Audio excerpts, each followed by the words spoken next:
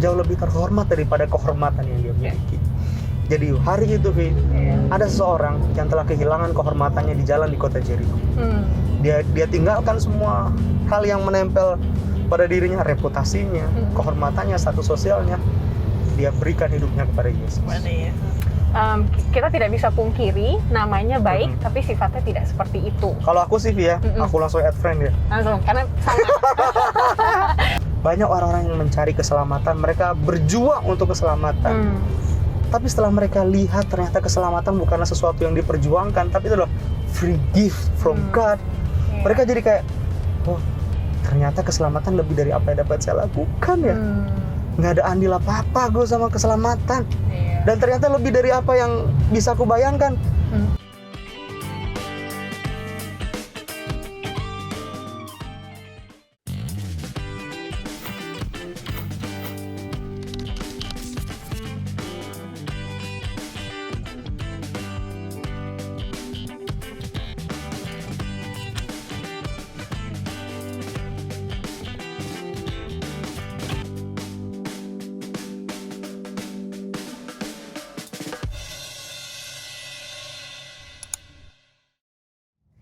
Shalom sahabat Hope Channel Indonesia, kita login kembali di Facebook bersama saya Iveta Inarai dan juga pendeta muda Dedi Kurniawan. Halo pendeta. Yes, halo Ibu. Sehat-sehat ya? Sehat-sehat semuanya. Pendeta, kita sebelum ngajakin teman-teman semua untuk follow kita di sosmed, kita sharing dulu ya supaya sosmed kita juga lebih terbuka di publik. Betul sekali. Apa sih alasan pendeta mau main sosmed? Sejak ada sosmed ya, dari zaman kita zaman dulu. Iya. Satu alasannya ya, semua ikut, gue nggak ikut ya. Sepertinya Biar ngetren. Iyalah, harus ikut gitu. Iya. Semakin kesini, semakin populer sosial media yang lagi ngetren sekarang. Sebutlah IG dan teman-temannya. Iya. Lebih kepada ada yang bilang aktualisasi diri, update apa yang kita lagi lakuin. Iya. Tapi waktu itu lebih kepada apa yang aku sedang kerjakan dan tekuni ya, sesuai dengan profesi yang waktu itu aku lakukan. Selain jadi pendeta, waktu itu dipekerjakan sebagai seorang guru di sekolah. Nah, bertepatan aku dapat tugas jadi wali kelas. Anak-anak ini semua pakai sosial media ini.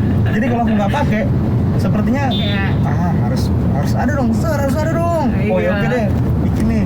Ketinggalan zaman gitu ya. Itu. Tapi ada baiknya juga ketika aku pakai sosial media itu, selain update status dan sebagainya, aku bisa lihat rekam jejak apa yang dilakuin sama murid-muridku di sini. Bukan untuk marahin kan? Ya lebih kepada kontrol ya, kepada kontrol ya gitu. Oh ini.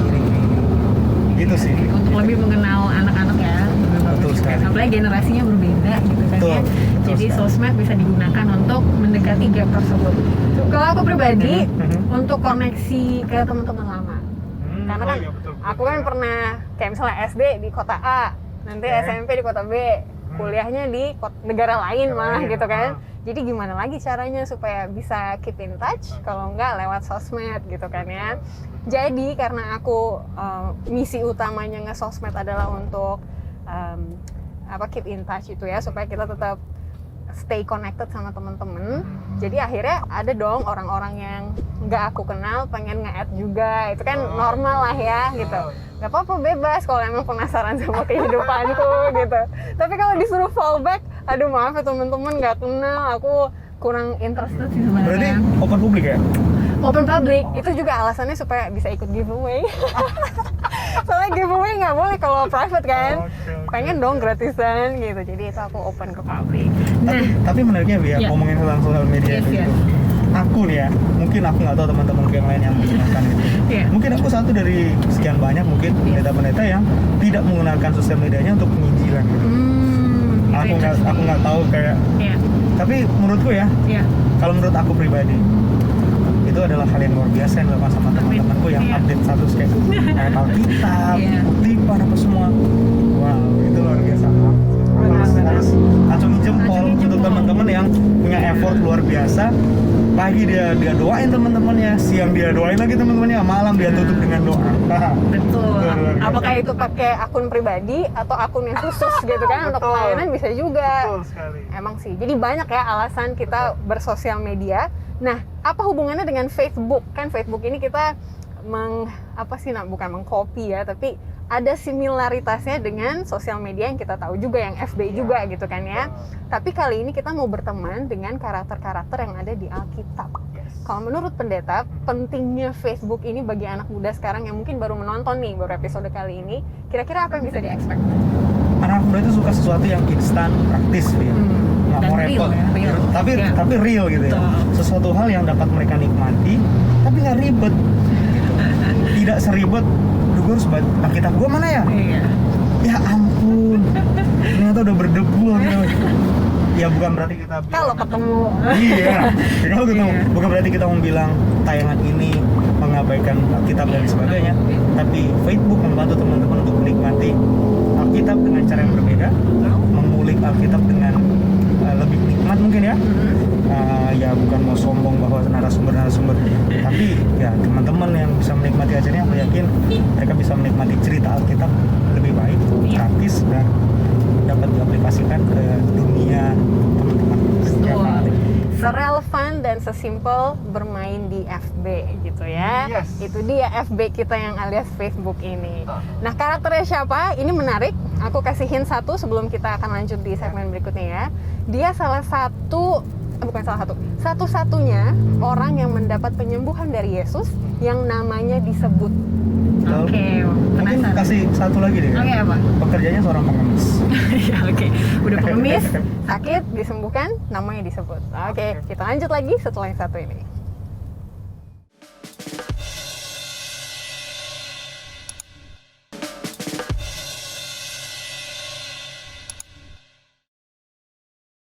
Masih login di Facebook, What's on your mind?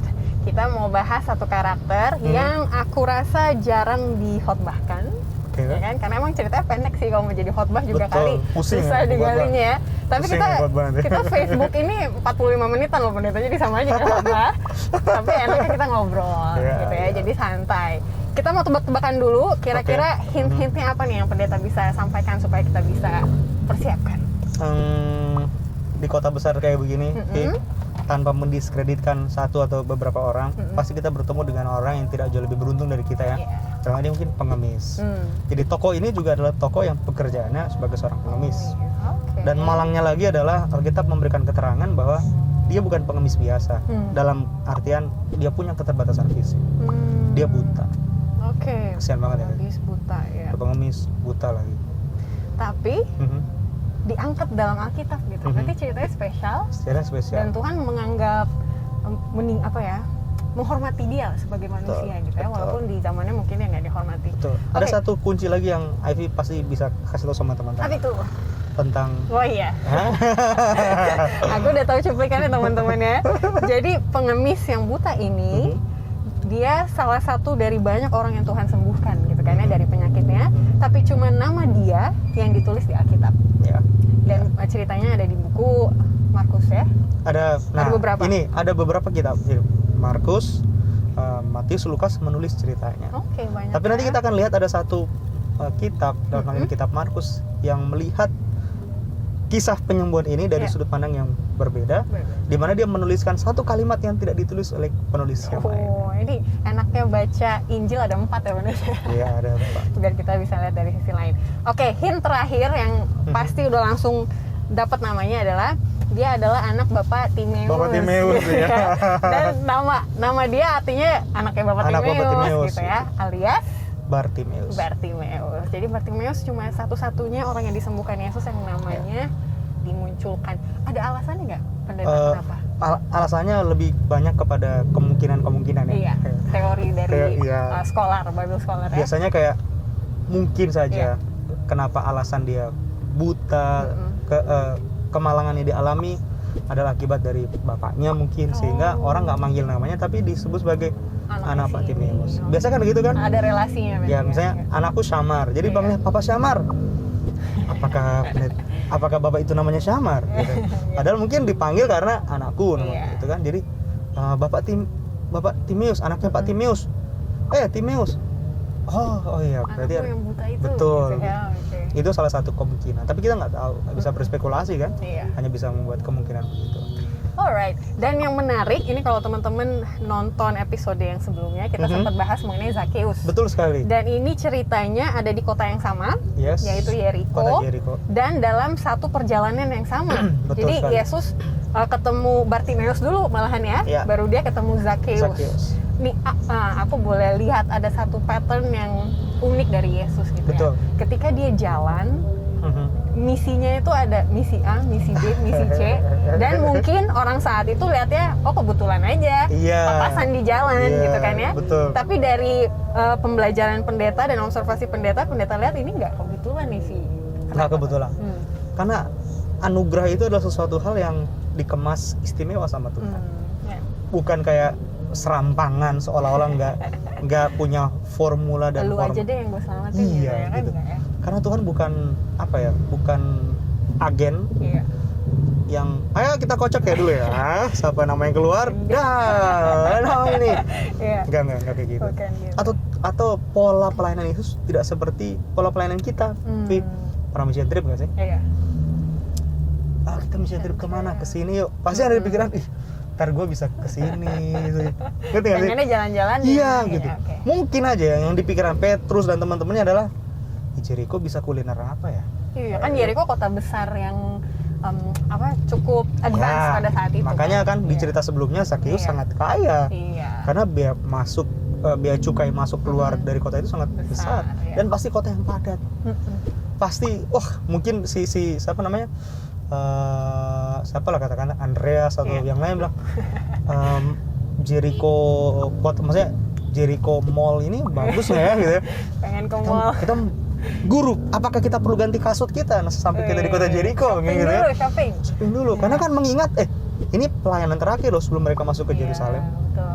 Ya kan pasti mereka ingin membuat sesuatu yang berkesan atau mungkin apa nanti yang Yerusalem kan ini kota yang besar. Jadi kita harus update diri kita dong. Iya, betul. Biar orang pikir, oh iya, anak mana lo? Anak selatan. Kalau di kita gitu kan, Iya. anak selatan. Ini kita lagi di selatan ya. Iya, di selatan. Mana? Oh iya, Yerusalem nih, oh Iya. Jericho nih. Mungkin saja begitu pandangannya. Jadi ada tujuan khusus Yesus mau bertemu dengan Bartimeus dan Betul. itulah yang akan kita dalami di segmen ini apa yang menjadi pelajaran bagi kita orang muda. Dah ngomong-ngomong mengenai mission trip, aku punya cerita dari temanku nih ya. Aku salut sama keluarga, dia dibesarkan mama papa, abangnya sama dia. Ya. Jadi mereka abangnya itu dokter, dianya dokter gigi. Temanku yang dokter gigi yang cewek ini ya. Mereka kan kita tahu ya kalau pekerja medis itu cari liburannya susah, mereka harus booking advance gitu ya. Betul. Saya mau di sini ya, jangan dikasih shift atau apa-apa gitu ya. Dan mereka pakai liburan itu selalu untuk mission trip. Oh wow. Jadi mereka sengaja pilih misalnya mereka mau ke Afrika, mereka pernah ke Afrika tuh. Aku diajak tapi mama papa bilang kejauhan gitu ya gitu. Mereka ke Afrika sebulan, 3 bulan itu mission trip mereka. 1 minggunya baru mereka lihat kota itu tuh seperti apa sih gitu. Dan mereka berkomitmen gitu dalam hidup yang namanya holiday itu mereka harus memuliakan Tuhan juga. Oke. Nah, gitu kan maksudnya pas aku dengar mereka gitu ya, aduh Holiday ya. mission trip kita kayaknya di Indonesia kebanyakan jalan-jalannya gitu daripada menyembuhkan orangnya misalnya Betul. gitu kan. Nah jadi aku jadi ingat penulis Kristen pernah bilang consider apa yang kalian tahu mengenai recreation, retreat dan juga entertainment gitu kan ya, betul. supaya nggak self-indulging gitu, nggak memuaskan diri aja, tapi tetap untuk menjadi kemuliaan Tuhan. Nah ini kita ngomongnya agak lebar gitu ya, tapi aku nggak nyangka ngomongin Bartimeus kita bisa ngomongin mission trip. Karena memang Yesus dan murid-muridnya sedang melakukan mission trip. Berbagai tempat mereka kunjungin, dan aku yakin murid-muridnya harusnya menyadari bahwa inilah yang seharusnya mereka lakukan. Yeah. Nih, kita kalau kemana saja kita pergi, apa yang biasa kita omongin? Apa yang biasa kita obrolin? Apakah keselamatan kita nyatakan walaupun mungkin kita sedang tidak melakukan misi penginjilan ya di tempat itu gitu ya. Tapi apakah ada kalimat-kalimat berkat yang kita akan tinggalkan di tempat di mana kita kunjungi? Even misalnya nih ya, contoh nih ya. Aduh, ke ATM misalnya atau ke mana? Aku pernah ya masuk tol ya, tol dalam kota. Tiba-tiba petugas itu zaman masih bayar. Tiba-tiba petugas tolnya tahu nggak bilang apa? God bless you. Kita semua anak muda diem di tempat langsung kayak, wow. hah? Luar biasa nggak sih? Kayak, God bless. Kok justru kita yang diingetin untuk melakukan apa yang harusnya dilakukan ya? gitu. Jadi many times gitu, banyak kali ketika kita melakukan tugas-tugas apa yang perlu kita lakukan, kita perlu ingat bahwa ada sesuatu hal yang Tuhan ingin kita lakukan di tempat di mana kita ada, yaitu spread the good news. Aku suka nyadar juga sih, kadang kita berdoa, Tuhan jadikan saya hambamu yang siap untuk menjadi pembawa terang gitu ya. Betul. Tapi ketika aku di kereta atau aku di busway, ada orang yang ngajak ngobrol, reaksi pertama aku cenderungnya tuh, aduh males banget gitu kan mau ngobrol. Padahal kalau pokoknya aku dengar khotbah apa gitu ya, baru aku ketempeleng gitu ya. Katanya kamu berdoa minta jiwa, giliran jiwa datang kita males. Dan tahu nggak sih? Kadang-kadang kita justru menjadi penghambat pekabaran itu tidak sampai kepada mereka. Itu sedihnya. Padahal mereka sedang mencari, mereka sedang berteriak. Tapi begitu mereka mencari dan Tuhan siapkan kita supaya mereka bisa menemukan, kita justru membuat mereka semakin hilang. Dan ini pattern yang sama kita lihat di cerita Zakheus ya, di episode yang pernah kita bahas. Teman-teman kalau belum tonton, kita kasih linknya deh ya gitu, biar bisa ditonton sebelumnya. Ketemu Zakheus, Tuhan cari karena Tuhan tahu apa yang dia mau gitu ya. Dan dia ketemu Bartimeus lagi, dan tidak kebetulan Tuhan cari karena Tuhan mau lakukan sesuatu juga buat dia. Ini dia yang paling penting.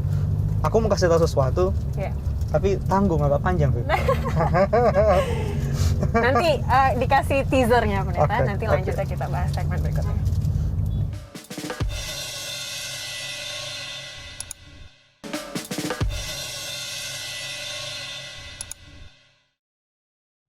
Kita login lagi di Facebook, What's on Your Mind? Teman-teman, tadi kita udah ketemplak dikit ya. Ketika kita pergi, dapatkah kita menjadi berkat di mana kita pergi dan menjadi kayak jembatan keselamatan bagi orang lain? Nah, pendeta tadi nggak tahan-tahan nih mau kasih tahu sesuatu, silakan. Aku nggak yakin kalau cuma Bartimeus pengemis di situ. Tapi kenapa cuma Bartimeus yang punya apa ya? Dia mau semangat, nanya langsung, passion, kerinduan untuk ketemu sama Yesus dan memanggil nama Yesus. Dan panggilannya unik pendeta. Betul. Dan itu yang dicatat di buku Lukas ya? Semua Injil menulis. Yang tidak dicatat oleh penulisannya nanti kita akan bahas. Yang panggilannya ini dulu deh. Jadi kayak, apakah ini menggambarkan begitu banyak orang yang tahu Yesus, begitu banyak orang yang membutuhkan Yesus, tapi berapa banyak orang yang tahu, butuh, berteriak kepada Yesus. Dalam artian gini, berapa banyak sih anak-anak muda sekarang yang masih merasakan relevansinya doa dalam kehidupan mereka? Karena doa adalah satu-satunya channel di mana kita bisa ngomong sama Tuhan. Tapi seberapa ya tadi relevan doa itu sama kita? Jangan-jangan kita udah melupakan apa istilahnya, kehidupan keagamaan yang orang pikir mungkin doa kuno men, doa kuno men. Atau jangan-jangan kita berdoa cuma doa makan, ya kalau ingat gitu, doa tidur gitu, ya kalau ingat. Aku teringat sama 2.2b yang di episode terakhir. Believe and behave. Kita percaya doa itu ada kuasanya, tapi kalau kita nggak berdoa, itu artinya apa, pendeta? Ya kita sedang menyangkal, gitu. Apa yang kita percayai. Betul. Banyak orang tahu bahwa doa itu penting. Tapi banyak orang juga tahu bahwa sebelum kita mengucapkan sesuatu, Tuhan ngerti. Itu mungkin yang menyebabkan orang jadi kayak, Tuhan tahu kok maksud gue, gitu kan? Tuhan tahu maksud gue. Tapi ternyata dari cerita ini, ada satu hal yang dituntut dari kita, sekalipun kita mengerti fakta bahwa Tuhan tahu semua kebutuhan kita. Tuhan mau kita say it, man. Ngomong gitu loh, susah banget sih. Semudah ketika kamu pengen permen, kamu bilang, Pak, boleh nggak beli permen? Ya? Pak, boleh nggak aku? Ya? Semudah itu kamu ngomong sama bapakmu yang di sorga. Gini, Vi, kenapa cerita ini diangkat? Yesus dalam pelayanan di atas dunia ini menunjukkan sebuah pelayanan yang lebih dari sekedar apa yang pelayan-pelayan saat itu bisa lakukan. Karena dia bukan yang sekedar mengkhotbahkan, bukan sekedar berbicara teori teologis, tapi teori teologis itu dinyatakan dalam sebuah kehidupan keagamaan yang praktis. Berbeda sama orang Farisi yang hidupnya nggak kayak gitu. Contoh, ketika dia sampaikan bahwa Allah itu penuh kasih, dia sembuhkan orang, sehingga orang merasa bahwa benar ya, Allah itu penuh kasih. sorry to say ya, tanpa mendiskreditkan satu agama, dua agama dan lain sebagainya. Banyak mungkin orang yang mau datang kepada Allah, di mana aku bisa menemukan Allah? Oh, kamu pergi ke gedung sana, ke kuil sana, ke temple sana, gedung ibadah sana, kamu berdoa, kamu datang. Allah sepertinya sangat jauh untuk ditemui sama orang, harus pergi. Tapi lewat Yesus, Allah yang tadinya mereka pikir sangat jauh untuk ditemui, Allah sekarang dekat dengan mereka. Diam dan tinggal di tengah-tengah mereka dan menunjukkan kepeduliannya. Bahkan untuk orang yang tidak dianggap sama semua orang seperti Bartimeus, Tuhan juga peduli. Betul. Nah ini pelajarannya, aku tadi sambil dengar aku ketawa-ketawa pendeta ya. Karena berarti hubungan kita dengan Allah Bapa kita itu jangan disamakan dengan hubungan cewek dengan cowok yang suka kode-kodean gitu ya. Kalau minta ya minta. Aduh. Gitu. Jangan cuma kode itu bagus ya gitu, tapi maksudnya mau gitu kan. Ya. Tapi kalau aku ingat Zakheus pendeta, dia nggak bilang apa-apa loh. Ya, tapi betul. Tuhan tahu. Betul. Jadi apa uniknya lagi dari cerita Bartimeus ini? Tuhan kan tahu nih kualitas kehidupan seseorang ya. Orang ini treatmentnya kayak begini, orang ini treatmentnya orang ini. Tuhan tahu. Bagi Bartimeus mungkin ini adalah cara yang tepat yang dilakukan oleh Yesus, sehingga orang bisa menyaksikan bahwa ada model orang yang harus kayak begini nih di treat sama Tuhan. Gitu. Kenapa? Karena begini, Vi. Coba lihat ya di Alkitab ya, khususnya Markus pasal yang ke-10. Markus 10. Oke. Ayat yang ke-47. Ketika didengarnya bahwa itu adalah Yesus orang Nazaret, ia mulai berseru, Yesus anak Daud, kasihanilah aku. Orang menegur dia supaya ia diam, tapi semakin keras dia berseru. Apakah Yesus budek sampai dia harus teriak berkali-kali?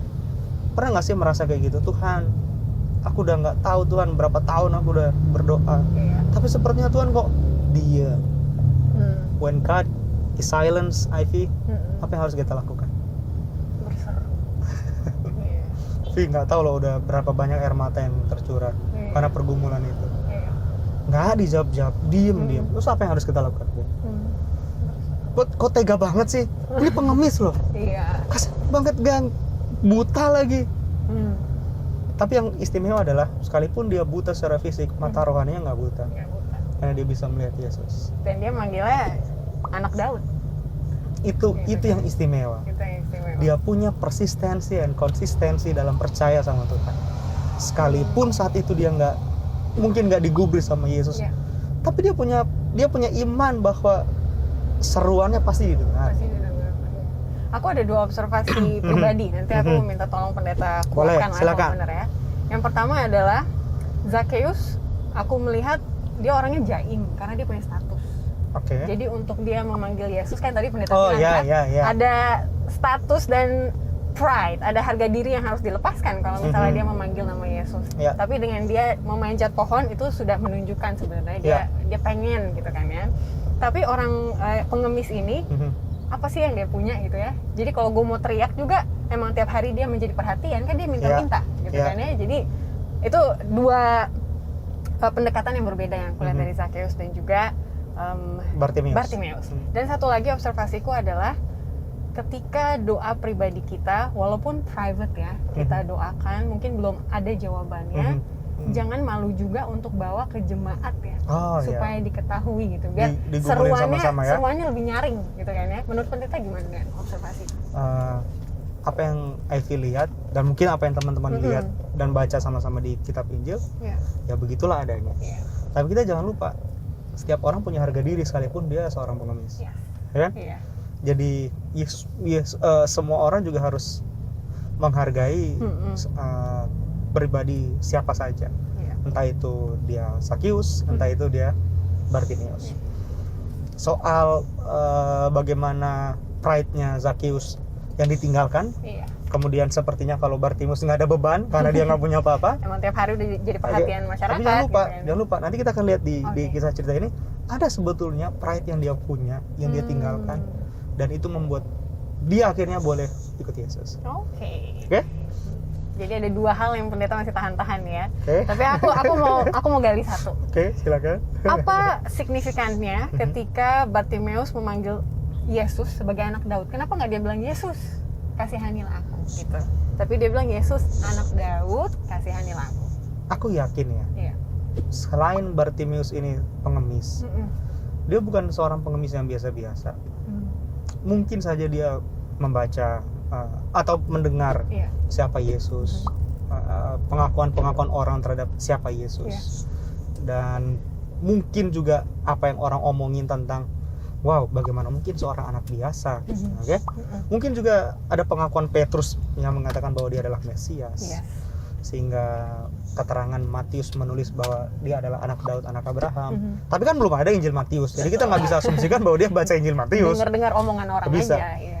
Tapi dia mungkin bisa mengerti bahwa inilah tradisi yang selama ini hidup di masyarakat orang pada saat itu, bahwa mereka merindukan seorang pelepas, dan pelepas itu adalah pelepas yang harus ada dari keturunan Daud, nubuatannya nubuatan. Jadi mungkin dia pengemis yang, makanya tadi bilang kan, bukan pengemis biasa, pengemis yang buta matanya tapi mata rohaninya terbuka, sehingga dia mengerti pelajaran tentang keselamatan dengan baik. Sehingga itulah alasan yang tepat dia berteriak, Yesus anak Daud kasihanilah aku. Kenapa? Karena di saat Daud terpuruk, Allah melihat Daud di tengah-tengah keterpurukannya. Allah mendengar seruan Daud, bahkan memelihara Daud.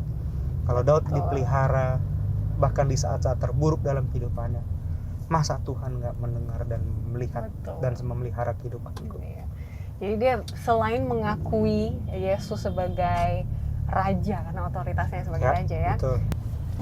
Nah, ada satu observasi yang aku lihat nih, selain bahwa Bartimeus mengakui Yesus memiliki otoritas raja karena dia menyebutnya anak Daud dan percaya dia adalah Mesias. Bahwa observasiku, kita tidak boleh meremehkan pengemis karena dia kesehariannya di jalanan, bukan berarti nalarnya dia nggak jalan. Betul loh, betul. Terus nanti kita lihat lagi ada orang yang tubuhnya ada limited gitu ya, ada disabilitas. Bukan berarti otak mereka nggak jalan, bukan berarti mereka nggak punya hati. Betul. Gitu ya. Jadi apa yang bisa kita pelajari, cara kita meng-approach kaum yang tidak beruntung, yang betul pada sekali. Zaman Yesus itu mereka jadi target-target pelayanan semua. Artinya, Fit, bukanlah kebetulan. Kalau aku mau pakai bahasa, Tuhan sengaja menempatkan orang-orang itu ada di sekitar kita, supaya kita mengerti bahwa mereka juga calon sorga. Karena buktinya Tuhan memperhatikan Sakius loh. Mungkin Yesus mau bertemu dengan Bartimeus. Mungkin Yesus mau ketemu sama Sakius, sehingga dia accidentally bertemu dengan Bartimeus lebih dulu di kota Jericho. Tapi kan kita tahu bahwa anugerah keselamatan itu milik semua orang. Makanya tadi aku bilang, nggak mungkin hanya satu pengemis ada di situ. Tapi pengemis yang satu ini berbeda dengan pengemis yang lainnya. Dia benar-benar belajar, dia mencari. Gitu. Dan kita tahu ketika Tuhan menempatkan orang-orang seperti ini di lingkungan tempat di mana kita ada, seharusnya kita harus jadi orang yang terdekat untuk memperhatikan kehidupan mereka. Ini membuka mata kita bahwa orang-orang yang ada di jalanan juga mencari dan pengen selamat. Betul. Gitu ya. Betul. Jangan cuma pikir kita yang pergi ke gereja doang yang cari selamat gitu ya. Mungkin mereka nggak tahu mau pergi kemana gitu ya. Mereka nggak tahu orang mana yang bisa menyelamatkan mereka. Jadi peran kita di situ. Tapi kita perlu ingat bahwa pelayanan kepada mereka harus dilakukan dengan kesungguh-sungguhan, sepenuh hati. Karena kalau nggak, yang jadi nanti adalah mungkin satu kesombongan nanti. Kalau bukan karena gua yang kasihan. Kalau bukan bukan itu maksudnya Yesus mau sampaikan. Oke. Sekarang kita bisa lanjut ke poin yang berikutnya. Boleh. Apa yang berbeda dari apa yang Markus tulis dengan apa yang Matius dan Lukas tulis? Markus pasal 10 ayat 49. Boleh nggak dibaca? Boleh. Lalu Yesus berhenti dan berkata, panggillah dia. Mereka memanggil orang buta itu dan berkata kepadanya, kuatkan hatimu, berdirilah, ia memanggil engkau. Gak ada kalimat itu di Injil Matius maupun Lukas. Nggak ada. Kalimat kuatkan hatimu, berdirilah, ia memanggil engkau. Kata kuatkan hatimu ini datang dari kata Greka tarsei atau tarseo, yang artinya have courage, cheer up, semangat bro gitu ya. Semangat men, semangat. Yesus manggil kamu. Padahal tadinya orang-orang banyak ini meminta dia untuk diem. Tapi karena Yesus akhirnya menunjukkan kepedulian dengan panggil dia, orang banyak jadi berpikir bahwa wait. Ternyata Yesus memperhatikan orang ini juga ya. Iya. Ini kan jadi kayak gini loh. Oh, nanti Yesus ngomong baru kamu mau bantu dia. Oh, nanti ini baru kamu ini dia. Coba tadi Yesus nggak panggil, kamu suruh dia diem. Iya. Itu ciri khasnya orang Kristen. Suatu hal yang karena Yesus suruh saya, baru mau saya lakukan. Gimana kalau nggak ada sesuatu kalimat yang diucapkan sama Yesus? Kasihan sih Bartimeus. Mereka suruh diem. Ini yang sering jadi masalah di gereja, di lingkungan di mana kita ada. Apakah tunggu dulu berbuat baiklah kepada semua orang, baru kemudian kita mau berbuat baik? Kalau nggak ada pesan langsung dari Yesus, sepertinya enggan kita untuk melakukan sesuatu bagi orang-orang yang tersingkirkan sama seperti Bartimeus. Nah, Ivy mau ngomong ya, sorry. Panggil lah dia. Sudah? Oke. Nah, langsung ya. Sebelum kisah ini ditulis, Yesus memberikan pelajaran yang penting bagi orang banyak yang ditulis oleh Lukas ketika Yesus menyambut anak-anak kecil datang kepadanya. Mirip-mirip konteksnya. Betul sekali. Nah, ada lagi sebelum peristiwa Bartimeus ditulis, ada seorang kaya, seorang rohaniawan kaya yang datang juga kepada Yesus, untuk meminta sesuatu kepada Yesus, tapi akhirnya sepertinya panggilan Yesus kepadanya ditolak sehingga dia pergi meninggalkan Yesus. Jadi ada dua cerita ya yang mengawali cerita Bartimeus, yaitu anak-anak kecil yang datang kepada Yesus, yang kedua adalah seorang kaya yang datang kepada Yesus. Apa hubungannya dengan cerita Bartimeus? Kita lanjut di segmen berikutnya, tetap di Facebook.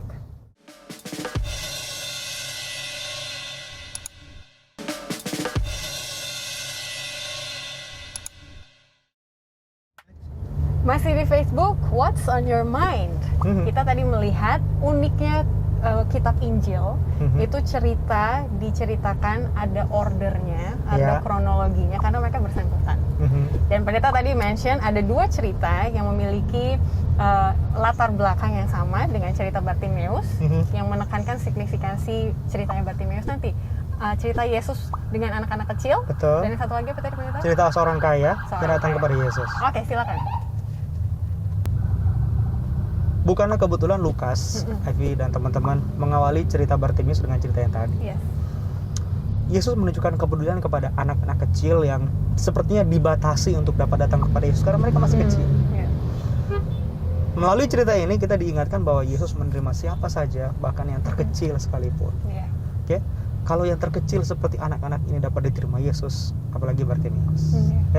Jadi dengan kelemah lembutan, Yesus memberikan pengertian kepada mereka, siapa saja boleh datang kepada saya. Kalau anak-anak ini bisa, Bartimeus pun bisa datang kepada aku.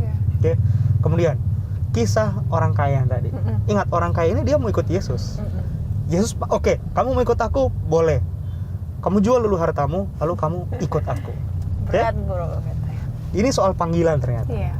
Yesus juga memanggil Bartimeus. Jadi baik orang kaya dan Bartimeus sama-sama dipanggil oleh Yesus. Tapi yang membedakan panggilan Yesus kepada orang kaya dan Bartimeus adalah respons keduanya ketika dipanggil sama Yesus. Yang satu ketika dipanggil sama Yesus diminta untuk meninggalkan hartanya, dia nggak mau. Yang satu dipanggil oleh Yesus diminta untuk meninggalkan apanya? Nggak ada. Ada dong. Oh ada. Kita let's find out. Oke. Ayat yang ke-50. Markus. Lalu ia menanggalkan jubahnya, ia segera berdiri dan pergi mendapatkan Yesus.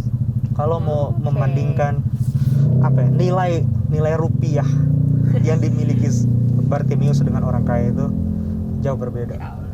Tapi kalau bicara soal possession yang dimiliki oleh orang ini dan dimiliki oleh Bartimeus, setimpal, sebanding. Cuma jubah yang dia. Karena jubah itu adalah segala-galanya buat dia.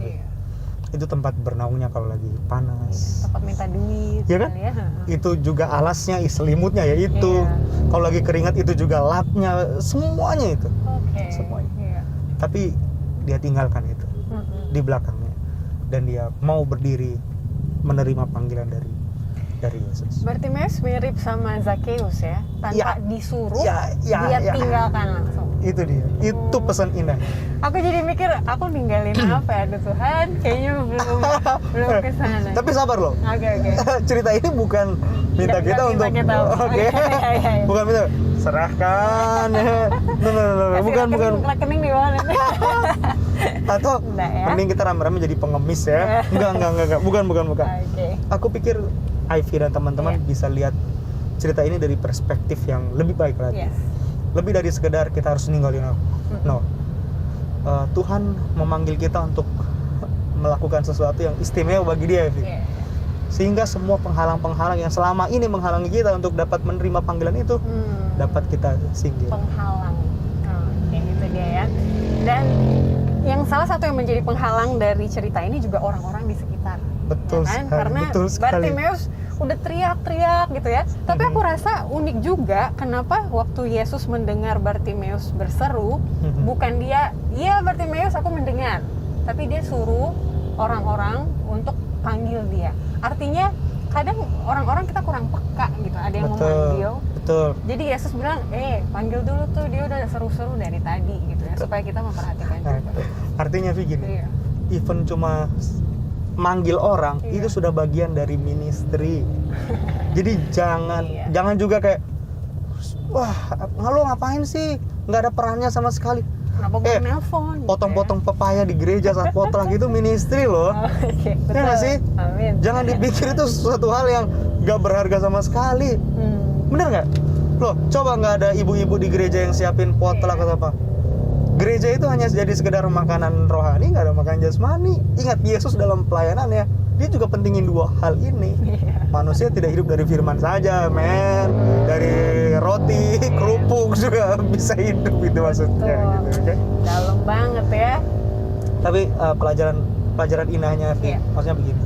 Aku selalu amazed dengan teman-teman kayak Ivy dan teman-teman Hope Channel yang atau teman-teman lainnya yang melakukan pelayanan di tengah-tengah kesibukan lainnya gitu. Ivy punya pekerjaan, Ivy punya sekolah, tapi masih mau, guys, ini free guys. Gak semua orang bisa melakukan pelayanan kayak begitu.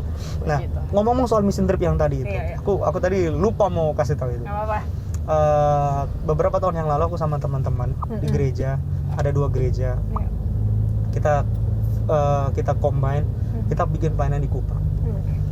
Anak-anak muda yang nggak punya pelayanan apa-apa, Vi. Ya aku juga punya pelayanan pengalaman hanya sedikit ya, gitu. Tapi kita komit untuk pergi ke Kupang untuk melakukan pelayanan.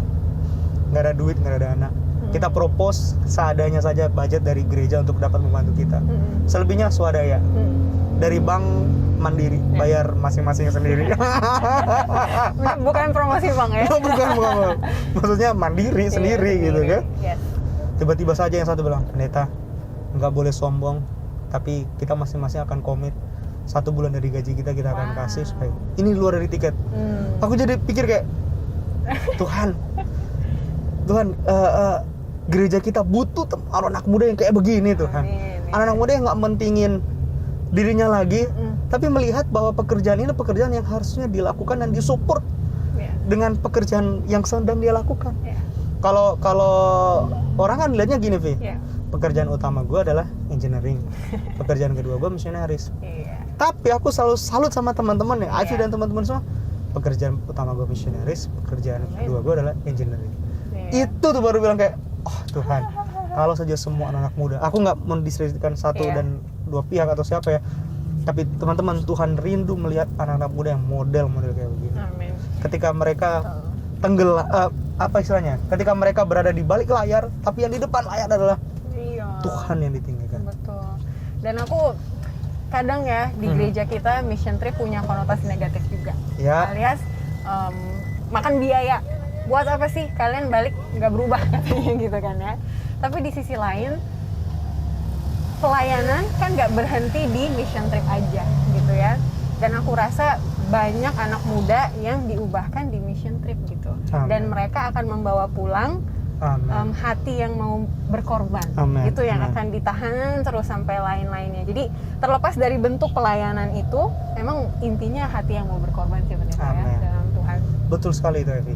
Dan ketika anak-anak muda ini dapat diarahkan kepada poinnya tadi itu, Betul.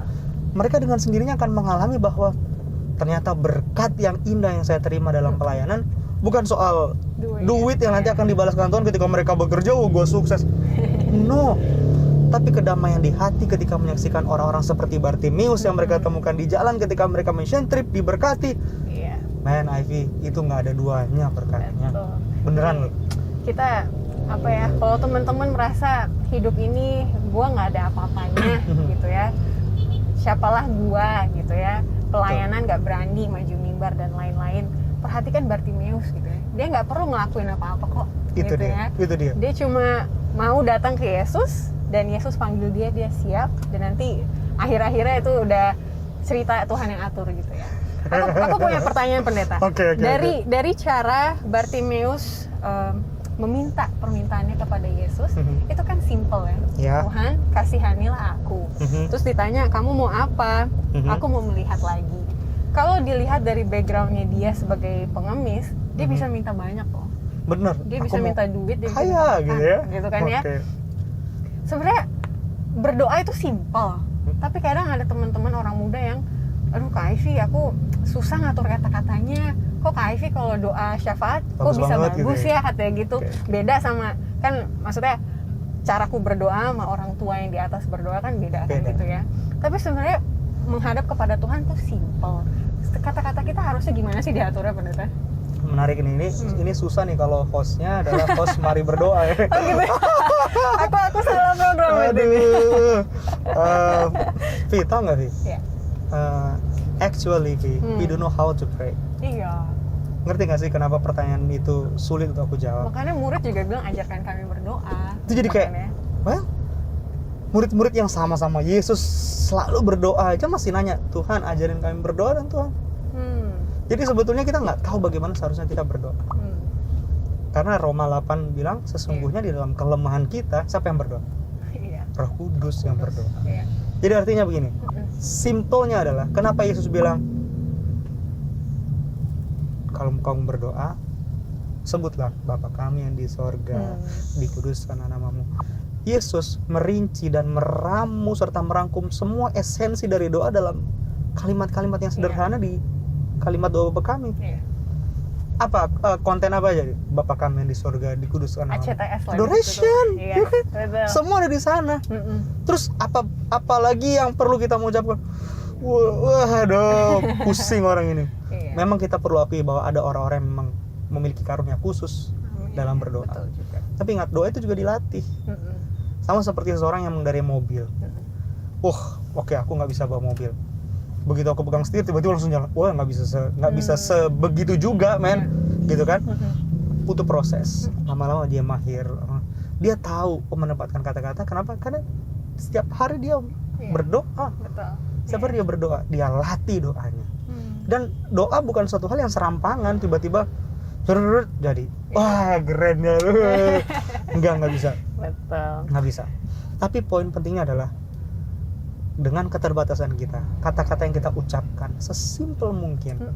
Dalam kelemahan kita, Roma 8 ayat 26 bilang, Roh Kudus mengantarai doa kita. Makanya Roh Kudus bukan yang sekedar kita sebut penghibur, tapi dia advocate.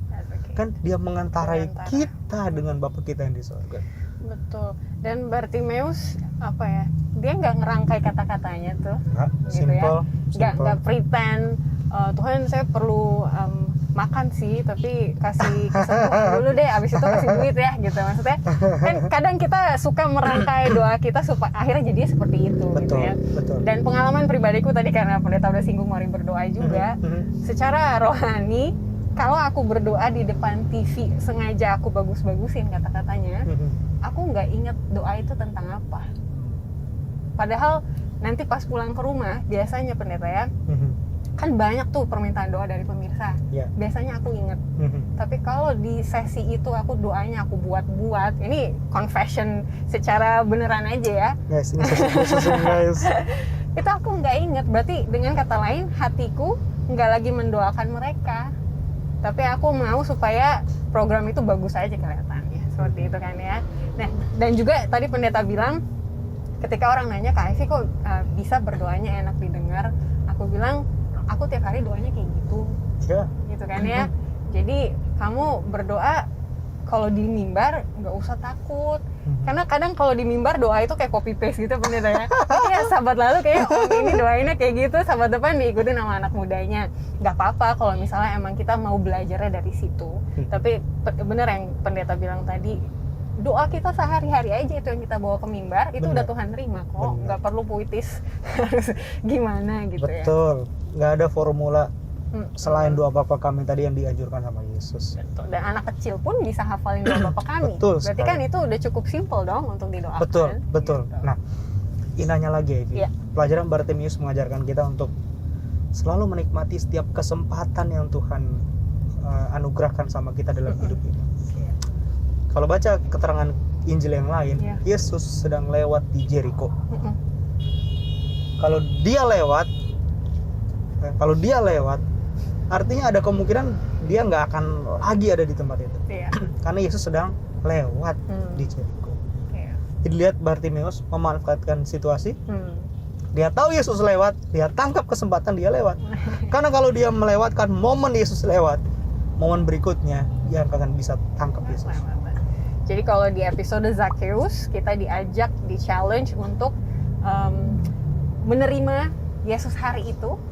Di pelajaran Bartimeus, kalau aku ini udah langsung pelajaran aku pribadi pendeta ya, untuk ambil kesempatan itu dalam bentuk apapun. Mungkin kesempatannya cuma ikut doa subuh gitu ya. Tapi kalau emang itu next yang ada di agenda gereja, kenapa nggak kita ikutin aja? Amin. Kalau pendeta sendiri, kesimpulan deh. Kalau Zakheus ada 2B, kali ini apa ada? banyak. Ya? Bartimeus ini banyak, menginspirasi banyak orang. Terutama bagian di mana Yesus itu selalu dekat dengan orang-orang yang seperti Bartimeus. Makanya aku selalu amazed dengan kalimat dari Raja Daud, Mazmur yang bilang, Tuhan dekat kepada mereka yang patah hati dan remuk jiwanya. Mau remuk gimana lagi? Mau nggak remuk gimana lagi si Bartimeus? Berseru, disuruh orang dijam. Doa udah sekian lama, gak dijawab-jawab Tuhan. Tuhan sepertinya jauh dari dia dan kemalangannya membuat dia jadi kayak seolah-olah nggak bisa menemui Tuhan yang dia itu. Tapi dengan hadirnya Yesus saat itu menjadi obat atas apa yang dia alami selama ini. Dan yang paling penting adalah ketika panggilan dari Yesus itu dipanggil, orang-orang memberikan support sama dia dengan kalimat yang tidak diucapkan, tidak ditulis oleh penulis Injil yang ini. Have courage, cheer up, Bartimeus. Harusnya kita bisa memainkan peranan ini dengan baik-baik. Kita harus sanggup mengucapkan kalimat ini kepada Bartimeus yang kita temui di mana saja kita berada. Hey bro, cheer up, have courage, semangat ya. Even cuma itu yang bisa kita lakukan, tapi itu sudah bisa menjadi jadi impact yang besar dalam kehidupan orang lain, seperti Bartimeus. Iya, dan aku juga mau menyemangati teman-teman yang lagi sakit atau anggota keluarga yang sedang sakit.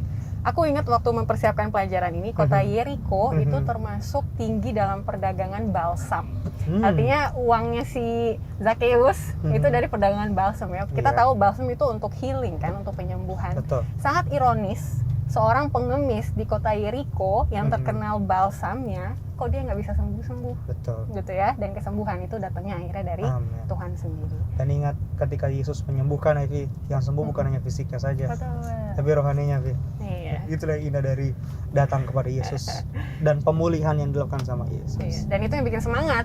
Ketika Yesus bilang cheer up, itu sebenarnya rohani, mental itu harus bangun dulu sebelum badan ini juga sehat. Dan ingat, kita harus meninggalkan semua penghalang-penghalang itu, sama seperti Bartimeus, dia meninggalkan jubah mengemis yang selama ini membebani dia dan membalut dia. Yesus akan menggantikan dengan jubah yang baru.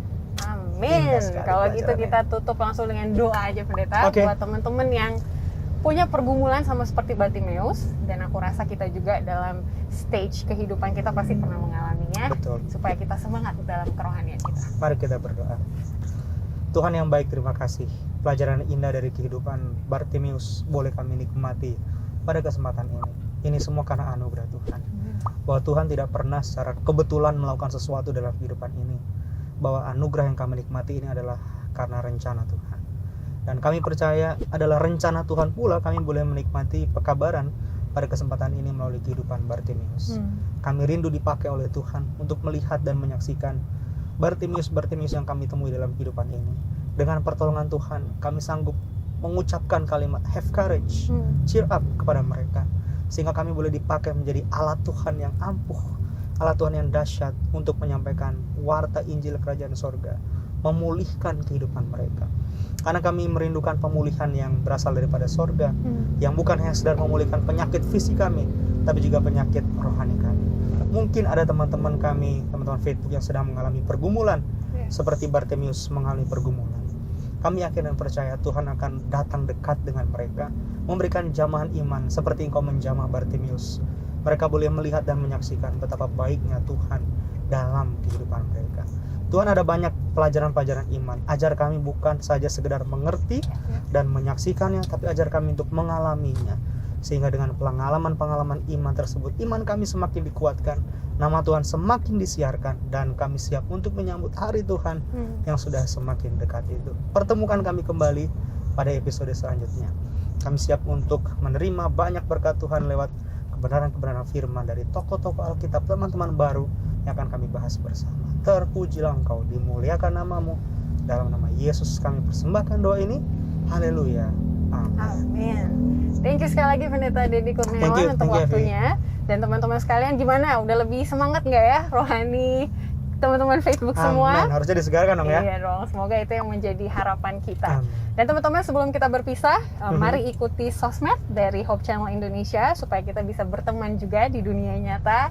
Dan sampai kita ketemu lagi di episode berikutnya. Facebook, What's on Your Mind?